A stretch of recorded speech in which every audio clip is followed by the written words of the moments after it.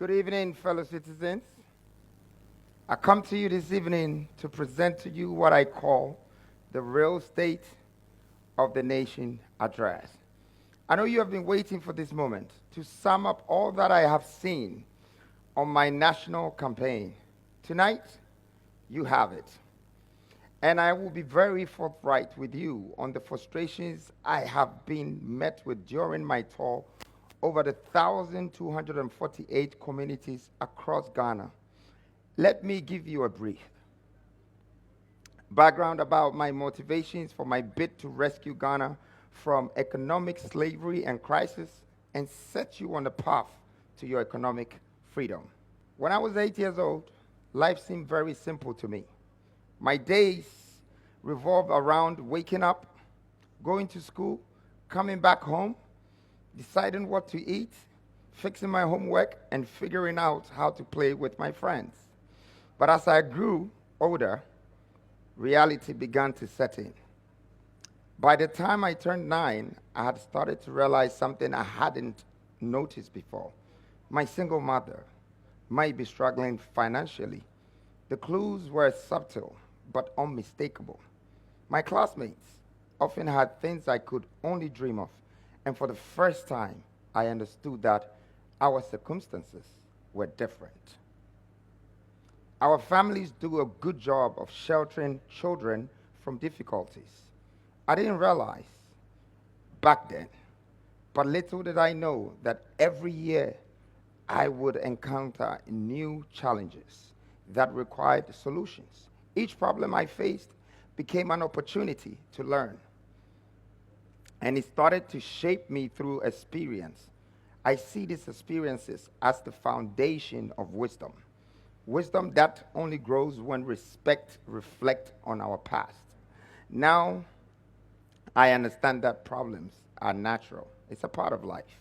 And solutions are what propel us forward into maturity. By embracing these two principles, acknowledging problems and seeking solutions, I have continued to grow, using each challenge as building block for personal development. This gives us a chance to create our paths. I didn't know exactly where I was headed, but I began to notice that my thoughts were no longer just about myself. They often extended to the people around me. I saw this clearly when I realized my mom couldn't afford what other mothers could. This realization pushed me to think deeply, and over time, thinking became more than just a habit. It became a discipline. It transformed me from being merely a talkative to what I know now or call thinkative. Tonight, I stand before you addressing a nation I'm part of, rooted in the soil that shaped me. This is the land I come from, the land I will live for, and whether I like it or not, the land I will one day die for. It is here, at this moment, that I aim to describe and define the true state of the nation, the reality of the place we call home. The people have shaped me, and the people I strive to shape. These are the ones I stand before today.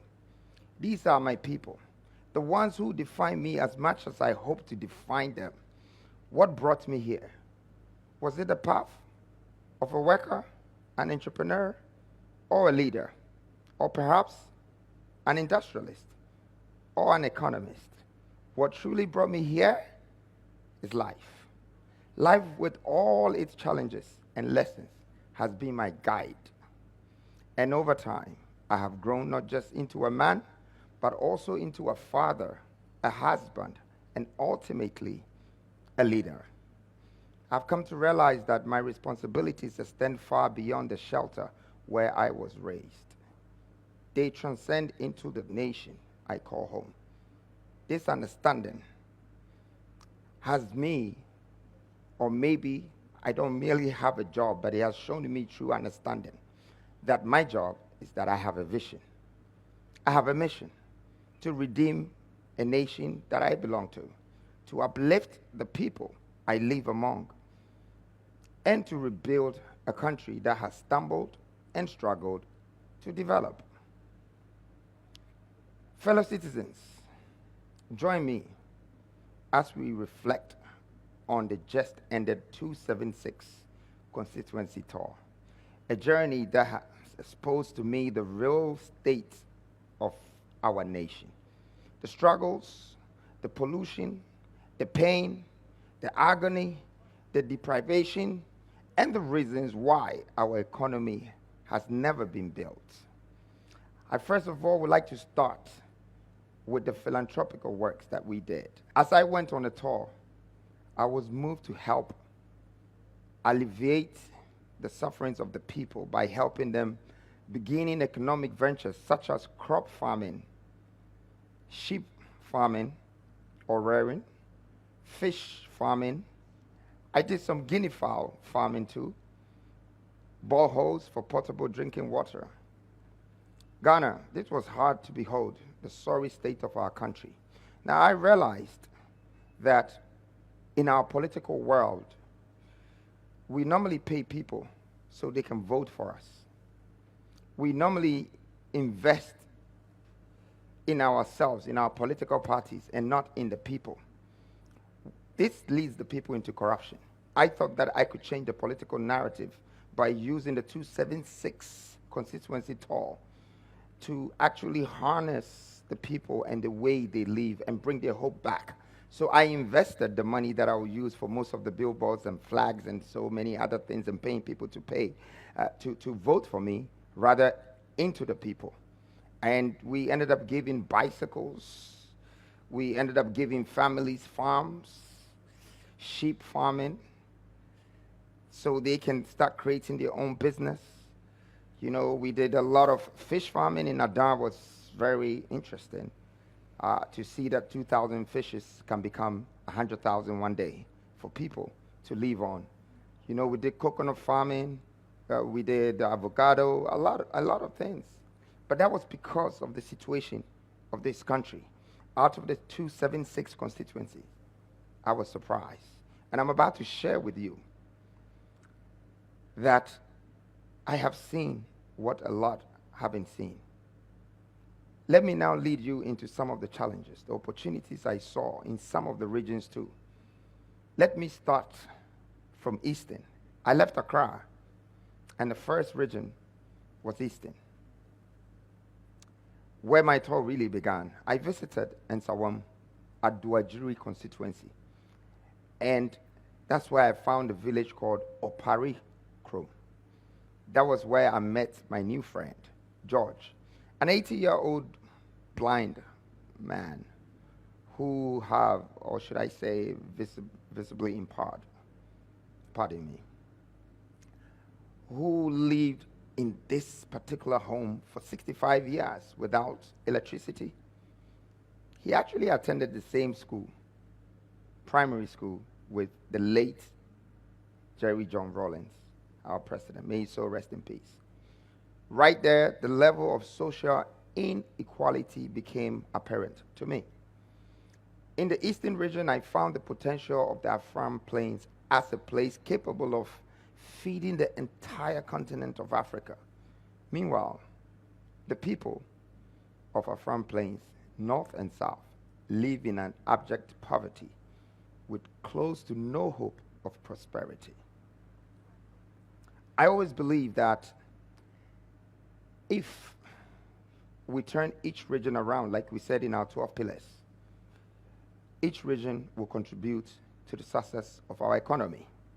So for me, Eastern region, where you have Kwawu, you have Koforidia, you have Diamond, you have all of this, but the people are jobless, was my first warning in a tour. But I was yet to wait to see more of what is going to happen. Now moving to Ashanti region was after I left the Eastern. I went to Ashanti region and Bono region. Ashanti region is by far maybe, I stand to be corrected, the region with the most constituencies, meaning that it could be the biggest region, if I'm correct. And it has a lot of potential. In farming, in mining, Ashanti region is worth billions of dollars. But we saw a lot of poverty within the regions. And you can see the development in Ashanti region.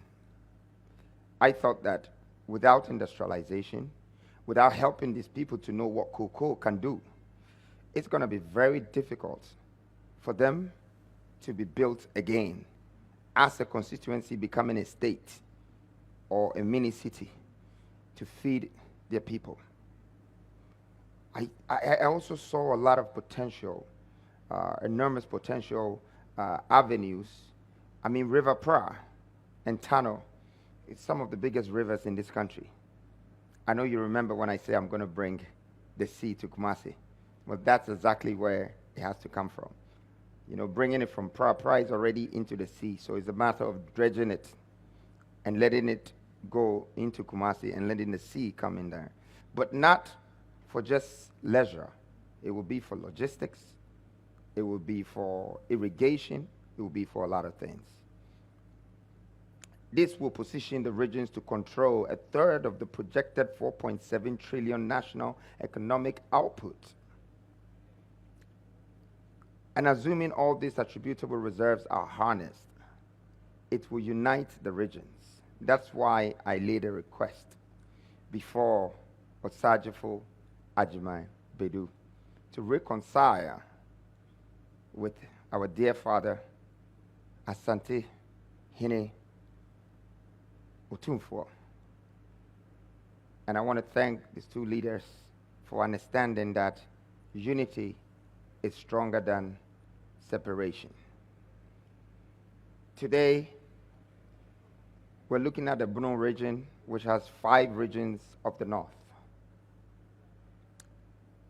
Before we go to the north regions, I would like to talk a little bit more about the Bono regions and what I saw there in Techiman and all other places.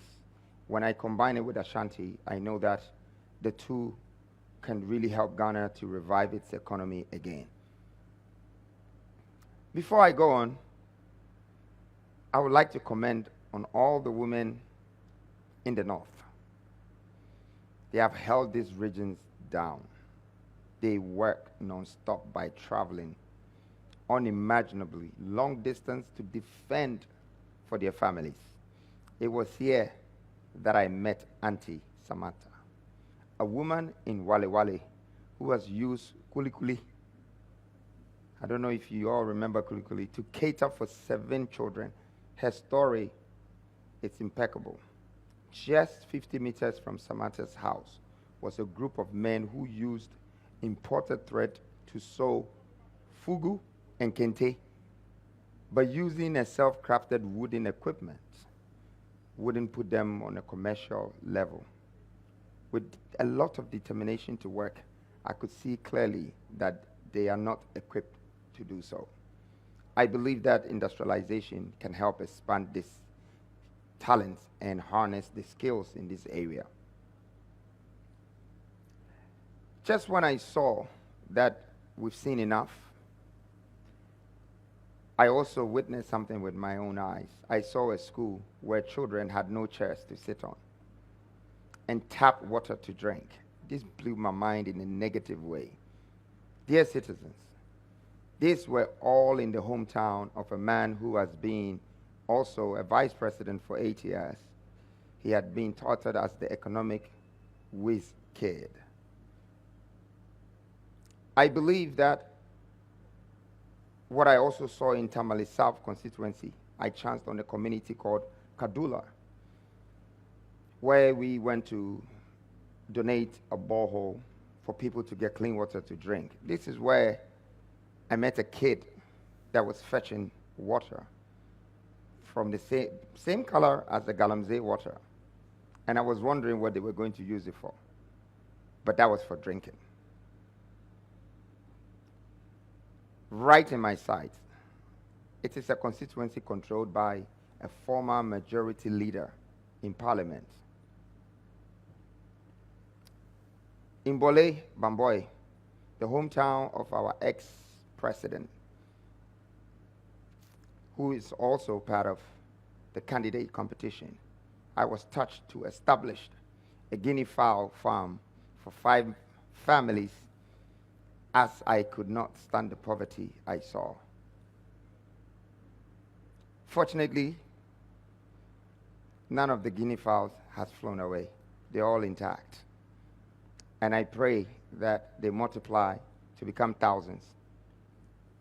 Like Bole, I didn't leave the other deprived communities without a project. I built a borehole in Kaduna, in many other places, to provide clean drinking water for people. There were hospitals who didn't have water in Wale Wale. This I did in many other areas. But I question myself, if all these leaders cannot simply cater for their constituencies, how can we entrust the whole nation in their hands? This is a question I was asking myself, but now I think it has become a public question for all Ghanaians, and I hope we find the right answer. Here's a 2 months that I have dedicated to travel around my country, and not only to do a campaign, but also to research, the potential opportunities in these areas. So now I'm having to cross from the north. After going through Tamale, Bolega, in the upper east, upper west, northeast, coming down to Savannah, I realized that there was a pathway that takes you to the Voltarian sector, which is Oti. And now we were going back on the river Afram, which would take us to Oti, Dambai. This region was highly deprived. I saw the worst primary schools here. The teachers did not have an office to sit. The headmaster sat under a tree. The kids, the children, they all sat on the floor, and there were no chairs. Now I wish that I have videos of this, and I would have loved Ghana to see this state. I don't know if it's so horrifying, reasons why my team is not showing, but this was very disturbing in Dambai. And the next day, we were going to campaign in the market, which was the largest market I've been. It was the biggest. At this market, didn't have one shelter. Everybody sat under the sun. Everyone, single person. And the whole floor was dusty.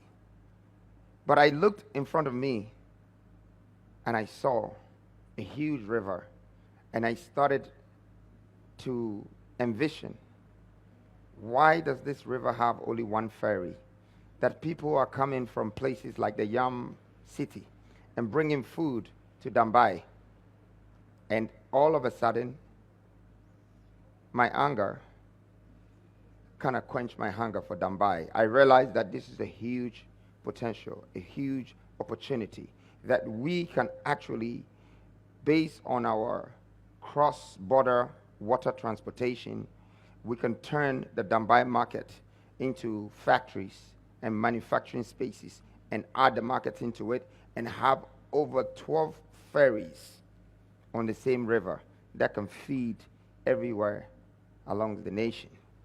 Now I had to move from there after crossing from Dambai and visiting Jasikain and all the communities in these constituencies. And I asked myself, why did they separate Volta from Oti when they both have beautiful landscape and a water connecting, which is the lake and Afram, and it connects to more than 7 regions in the country, but yet there is only one ferry that is feeding this nation. It makes me keep asking myself the question, what is Ghanaians doing? What do we call investment? Why are we not using these things that we have? And in fact, this is the only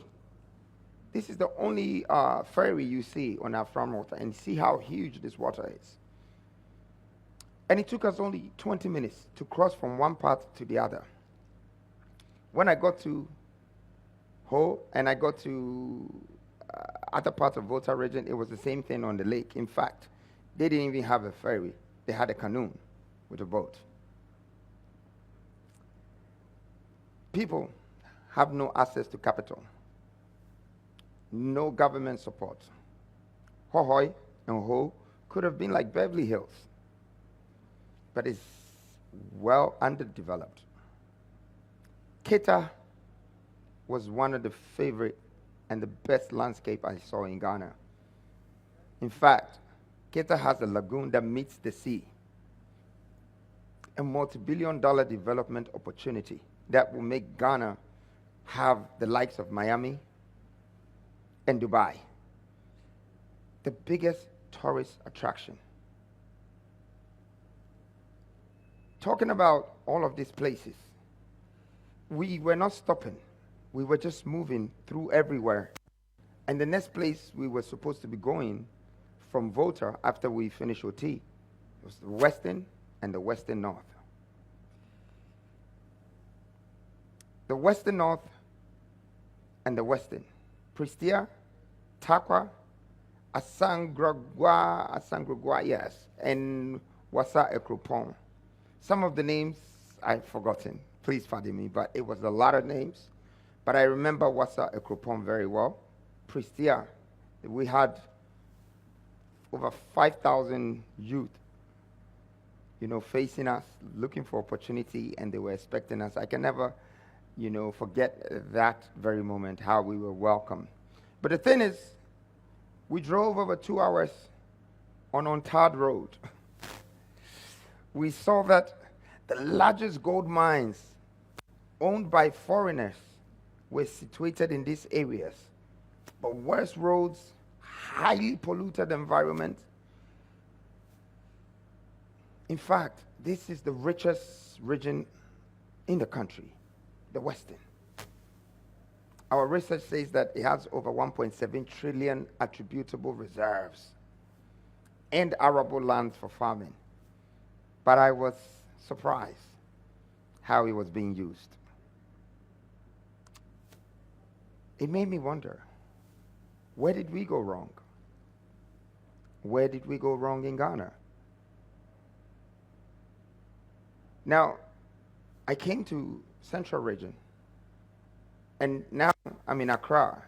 Central Region, I did see one of the best policies in Africa in Central Region, but I believe that the value in Central Region has not been harnessed properly. The point, to summarize what I'm saying, is that I have discovered more poverty. I have discovered more pain, more struggle, pollution, and no hope with this trip. And I've realized that our leaders haven't invested in the people, in the constituencies, 276 constituencies. I've realized that that's what forms the entire parliamentarians. Well, tonight, I want to tell everyone that is listening to me that I've had the opportunity to travel around Ghana, and I've had the chance to see what we live for and how bad we have treated our people. And that did not bring me down, but rather it inspired me and made me realize that we have work to do. It doesn't matter. And I'm not here to bring down any party in the past. And I'm not here to also talk about the past that we've done wrong.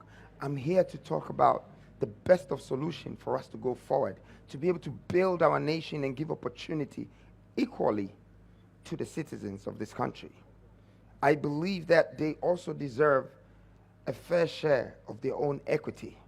The new force, we stand for these priorities, to empower people and to create jobs for them. On that note, fellow citizens, in the next 48 hours, a few of us will be going to the polls. Our bold security officers, our dedicated ambulance service workers, the customs service, the prisons, the immigration, and the Ghana Armed Forces shall be exercising their franchise. I want to first of all thank them wholeheartedly for their dedication to this nation.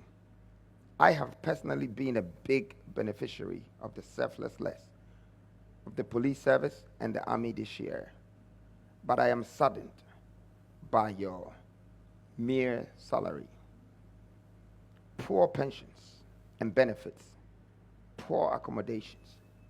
During my policy lunch in September, I spoke to you about the SNIT revolution, which is part of the 12 pillars. You can access it. A total restructuring of the SNIT into a state insurance corporation that allows you to make claims after 5 years. These claims can be made against your accommodation, your health, and your children's education, or even yourself. I've also told you about my commitment to increasing your salaries drastically by ushering you all into the 16th regional industrial revolution. I know this salary is not enough until it moves from low income to mid income. Our economy cannot be sustained.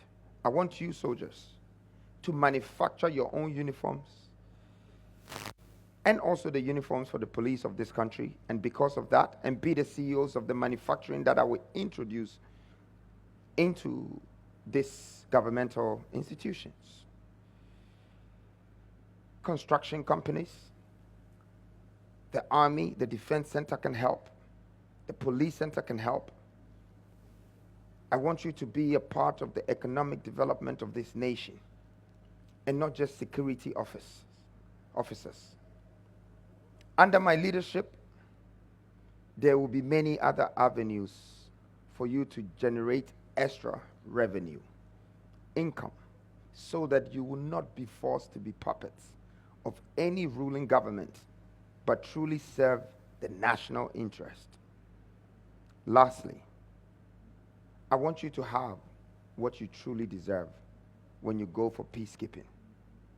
You receive some of the smallest stipends in Africa, and I'm going to end that.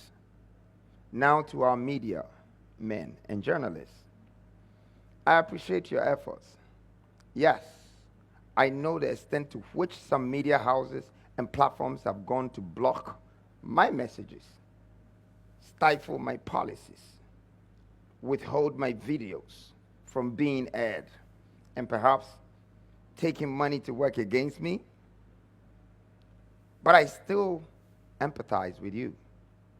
Your power has been taken from you by a mere politicians.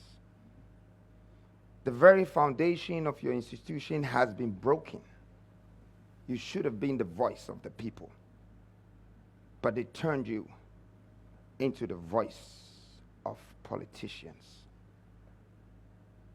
I want to tell you that you control the sentiments of the people, and that is a very delicate position. You are the press, and you decide for the president.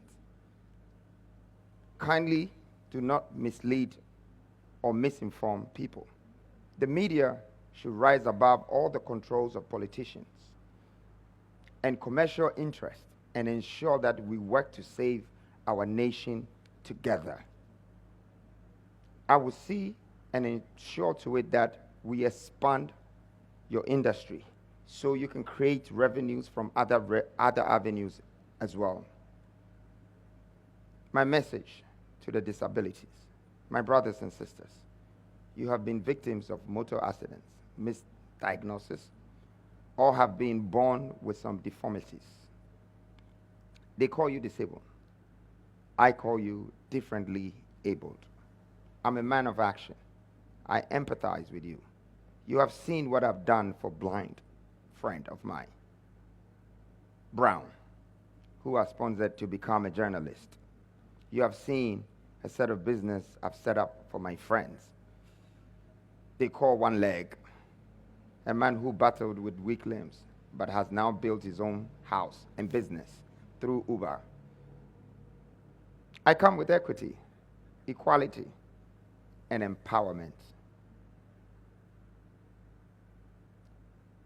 And I want to wish all you special people that are voting well, that It's time that we vote wisely to determine the future of our country. And it's no more time for us to vote based on parties. Let's stand for our nation and our country. This gives me the chance, after the 276, maybe talk about parliamentary procedures. Fellow citizens, many people have asked me how I would work with no MPs on my side in Parliament. I chose not to answer it publicly. Today, I am going to. In fact, or should I say, as a matter of fact, this is a unique opportunity for us to unite the nation and to work in the national interest. I realized when I was doing the 276 that every single constituency that has an MP who makes the laws for this constituency has not seen to it the laws being effective. And that's why all the constituencies were undeveloped. These are the same people that are our parliamentarians. But I have no problem with that. The good thing is, today we might have 276 parliamentarians. If one party wins, their parliamentarian stands behind them, and the other one fights them. But here's the unique opportunity that I'm about to share with Ghanaians in the position that I stand in today as New Force. Have you ever thought of if Ghana had a third party to stand up against this duopoly, and one becomes a president, and the two duopolies also become a parliamentarian members? We will have no choice, but for the sake of Ghana, we would have the bargaining chip to come together to do what is right for Ghana, more so than our suggestions being leaned onto one side. If one party wins, then their parliamentarians are supporting them and fighting the other one. We have faced this problem for over 32 years. My point that I'm making is, as a young man, I'm not here to fight my elders, but I'm here to add value to the society I belong to. This is an opportunity that we have, a bargaining chip, to collate, to merge all these parliamentarians and the new leaders of the new generation, so we can go ahead and harness Ghana together. Well, I like to say that with all this being said, I have a surprise for Ghanaians. Often, one would have expected it to be me unveiling another character from the New Six.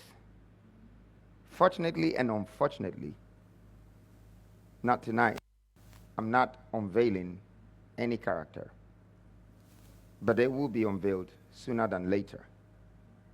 It's just that I'm glad I've been able to unveil our current state of the nation and unveiled some of the truth that has been hidden from us as a country. But this gives me the chance to bring out the surprise of our new manifesto. Fellow citizens, dear countrymen and women, help me launch the Galamsey Manifesto.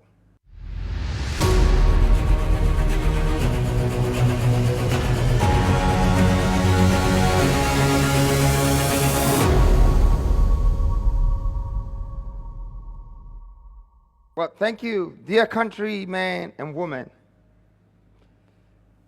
On my tour going around this country, what really broke my heart the most was seeing our lands and waters completely destroyed without shame. The use of state machinery to protect the perpetrators of this and the looming danger that beholds Ghanaians living in this community and the entire nation as a whole. Dear citizens, we have an emergency. This has led me to find a solution, the only viable solution, without which we can never overcome the situation. I may now present to you the Galamsey Manifesto. For me, I see yesterday's problem becoming tomorrow's opportunity. In the 60s, Lee Kuan Yew of Singapore turned the water problem of Singapore into a national asset. And that changed the entire Singapore. That was maybe close to 70 years ago. He was the first prime minister in 1959, just around the same time as Kwame Nkrumah. They all started together.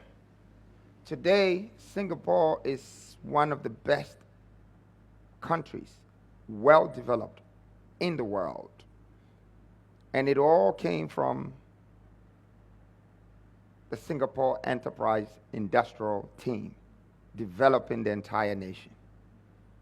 I have a vision, and this vision to turn Ghana better than some of the witness countries that has been built in the last century. I'm very proud of mentors and leaders like this. Well, let's get back to their manifesto. Why did I decide to do a manifesto for Galamsey? Because I wanted to give you a national asset, not just the 12 pillars that will rebuild the building as Ghana, but I also wanted to give you the inside information, the solutions to do what Lee Kuan Yew did for his people and for his country by turning his problems or his crisis into an opportunity and letting that become a national development that will be globally recognized and appreciated. My vision is to do that for Ghana and go beyond the borders of Ghana and help Africa. I believe we Africans deserve better. We deserve more. We deserve to do what the Western world, Asia world, and many other continents on this planet Earth are doing. So, let me start by introducing the people that caused the problem and how the problem was caused. They said the only way to have the best solution for a problem is to go back to the roots of the problem. So we went back to the roots and realized that the imperialists, who are the international influence, and they work through multinational companies. They are the imperialists. And then coming down from the imperialists is the cartel. The cartel is the government, and of course, in the government, you have the politicians and the chiefs who are taking royalties from being the landowner. And when you move down from the cartels, you go down to the mafias. The mafias are the Galamseys. I just want to explain to Ghanaians that these local Galamseys kingpins are using cyanide and mercury to wash the sand. I want to just wait on this part a bit, that the three things I've mentioned, the imperialists, and then the cartels, and the mafias. The imperialists are the ones controlling the hard rock mining. The cartels are the ones controlling the colluvial mining. So that is the politicians and the chieftaincies. And the mafias are the basic Ghanaians who did not get any job and started to do alluvial mining within all these constituencies. This mafia state is undissolvable unless we apply this plan, which is in this manifesto. So there are three types of mining. You have the hard rock mining, which comes from upstream mining. And then you have the colluvial mining, which comes from midstream. Then you have the alluvial mining, which comes from low stream. I would like to say that these three things is just like how we take oil from the water as crude oil, and then we refine it in a refinery as refinery process, and then bring it to low oil market companies to sell the fuel. That's the same thing that is happening in the mining world. But this time, it's destroying our country because of the process. So I know what I'm saying is it's not going to be likely for people, but this manifesto is the only thing that will save this nation, because I can see the opportunity, the vision of Ghana becoming the star of Africa, the powerhouse, if we can go into hard rock mining ourselves and start to create reserves. If we can go into colluvial ourselves and alluvial. So that brings me to a solution. The solution will be based on investment and development. Well, I'd like to start by an investment that I have as a vision for the country, which is water purification. This water purification, all our water bodies in this country, completely destroyed. Now, the water purification, together with the plants of recycling, will cost us 4.5 billion to purify all the water. And if we don't, we are destroying the lands.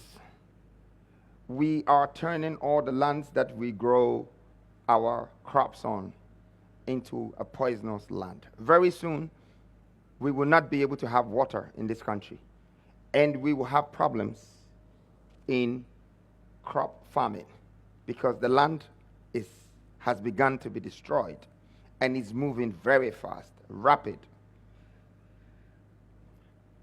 Now, if you look at the numbers I was just showing you, 4.5 billion, and the returns of this investment in 10 years is going to give us 32.1 billion, which is 200 tons of gold. Up to date, Ghana, we still don't have that gold in our reserves. We had 7 point something tons, and recently they said a few has been added. Whether over 10, I'm yet to find out. But 200 tons secures you 32 point something billion sitting as our reserves in 10 years, just by this investment. But there is more to this investment that is coming. We are going to use this investment as purifying the water with extra plants. The plants are here. So these plants are going to do three things.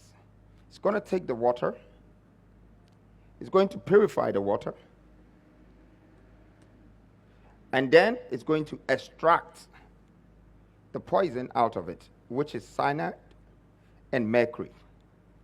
But here's an interesting thing that we found. We did the research and realized that once you are able to extract the cyanide, you can turn it to ammonia.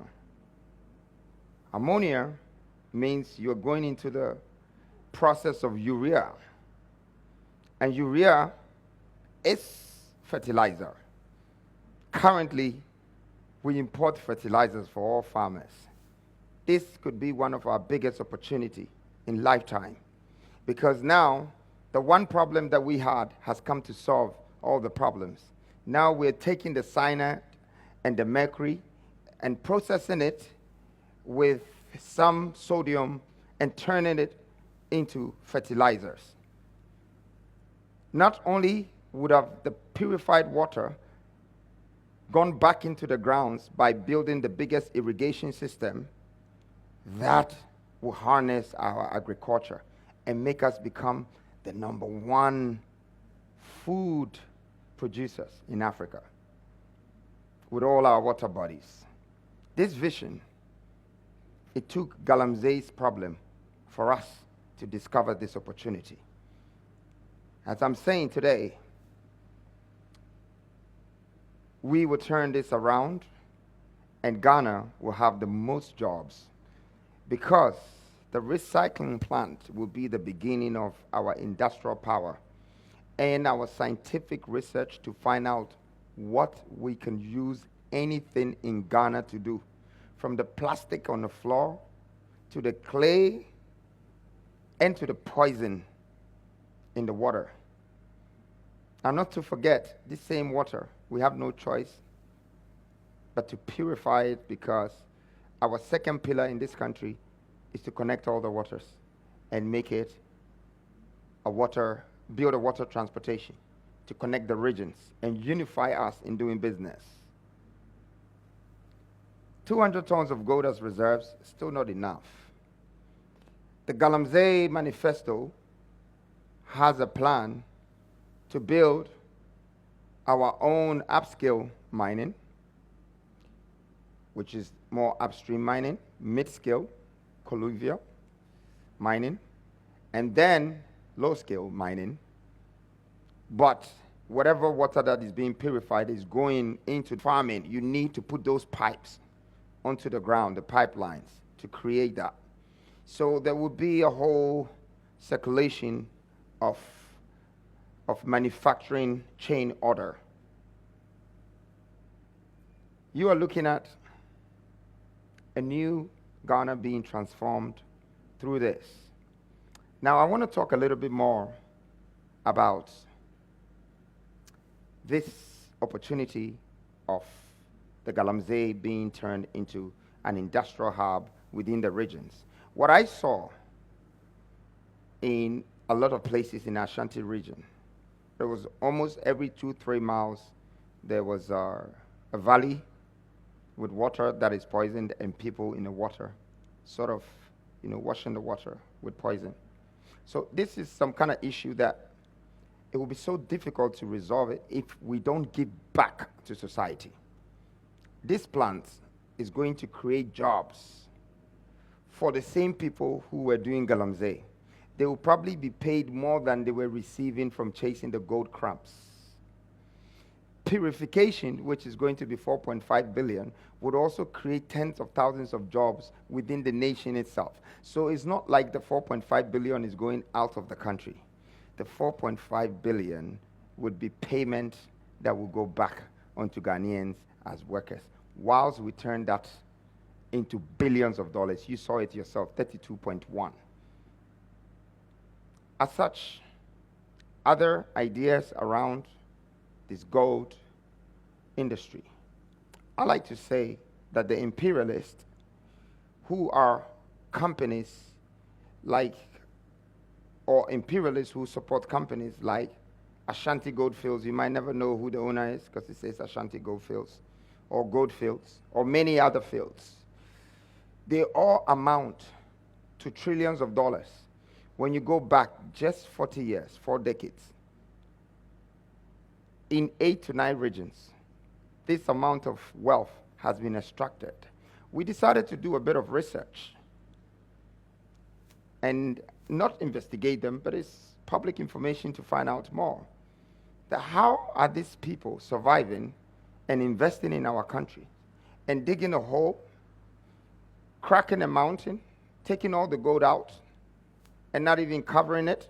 I'm sure you saw it in my presentation for the Galamsey Part 2 video. Who is sponsoring them? I realize that most of these companies are also getting funds from financial institutions like IMF. My vision, my mission is to write off our debt with IMF, because we don't need to owe them, but we can simply have international commercial relationships with them. If they're interested in gold, they can definitely buy from us once we produce it ourselves.